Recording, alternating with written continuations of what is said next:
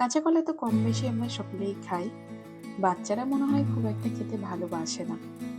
বাচ্চাদেরকে যদি একদম চিপসের মতন ক্রিস্পি মুচমুচে কলার চিপস বানিয়ে দেওয়া যায় তাহলে কেমন হয় বলুন তো? বা বড়দেরকে চায়ের সাথে এই কলার চিপস বা টুক বানিয়ে দিলে মন্দ হয় না। রেসিপিটি থাকলো আপনাদের জন্য। কাঁচা কলার চিপসের জন্য নেওয়া হয়েছে দুটো কাঁচা কলা। গোড়াটা কেটে নিয়ে কলাকে 2 টুকরো করে নিতে হবে।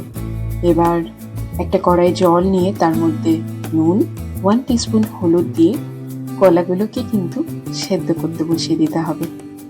সেদ্ধ কাঁচা কলার টুকরোগুলো ঠান্ডা হলে খোসা ছাড়িয়ে নিতে হবে। এবার মাঝে আর এক টুকরো করে আমি কেটে নিয়েছি। মোটামুটি 1 ইঞ্চি মতন বা 1.5 ইঞ্চি মতন কেটে নেওয়া হয়েছে। ব্যাস, এখন ডিপ ফ্রাই করতে হবে। তার জন্য কড়াইয়ে দেব বেশ খানিকটা তেল।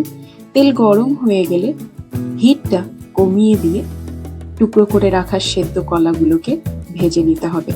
আচ্ছা, এখানে বলে রাখি, পুরো ভাজা কিন্তু এখানে করব না, হাফ ফ্রাই করব। এটা করতে করতে একটা কথা বলে নিই, চ্যানেলে দেখানো রান্নাগুলো ভালো লাগছে তো? ভালো লাগলে কিন্তু রান্নার নতুন রসায়নের পেজকে লাইক, শেয়ার, সাবস্ক্রাইব করে পাশে থাকবেন। ভেজে রাখা কলার টুকরোগুলো কিন্তু মোটামুটি ঠান্ডা হয়ে গেছে। এবার যে কোনো একটা ফ্ল্যাট সারফেস নিয়ে, যেমন আমি একটা গ্লাসের ফ্ল্যাট সারফেসটা দিয়ে হালকা করে প্রেস করে এই টুকরোগুলোকে পাতলা করে নিয়েছি।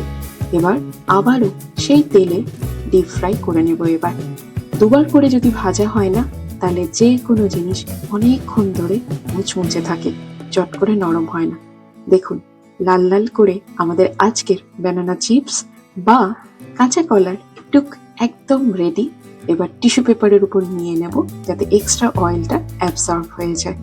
এবার একটি পাত্রে দেব 1 টিস্পুন বিট নুন, 1 teaspoon red chilli powder, 1 teaspoon ভাজা জিরের গুঁড়ো।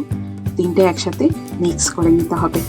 মিক্স করে নেওয়ার পর এর মধ্যে আমরা দিয়ে দেব ভেজে রাখা কাঁচা কলার টুকরোগুলোকে। ব্যাস, আমাদের চিপস একদম রেডি। একটু হালকা টস করে নিতে হবে যাতে প্রত্যেকটা চিপসের গায়ে এই মশলাগুলো লেগে যায়। গরম গরম সার্ভ করে ফেলুন। বড় থেকে ছোট সবাই খুশি হয়ে যাবে। দেখুন, আমাদের আজকের কলার চিপস বা টুক মানে কাঁচা কলার চিপস বা টুক একদম রেডি। সাথে হচ্ছে গরম গরম চা। রেসিপিটি ভালো লাগলো তো? ভালো লাগলে কিন্তু অবশ্যই কমেন্ট করবেন, আর রান্নাগুলো কেমন লাগছে সেটাও আমাকে জানাবেন। আজকের মতন আমার এই রেসিপি এখানেই শেষ। এরপরে আরও একটা রেসিপি নিয়ে আপনাদের সামনে হাজির হব। নমস্কার।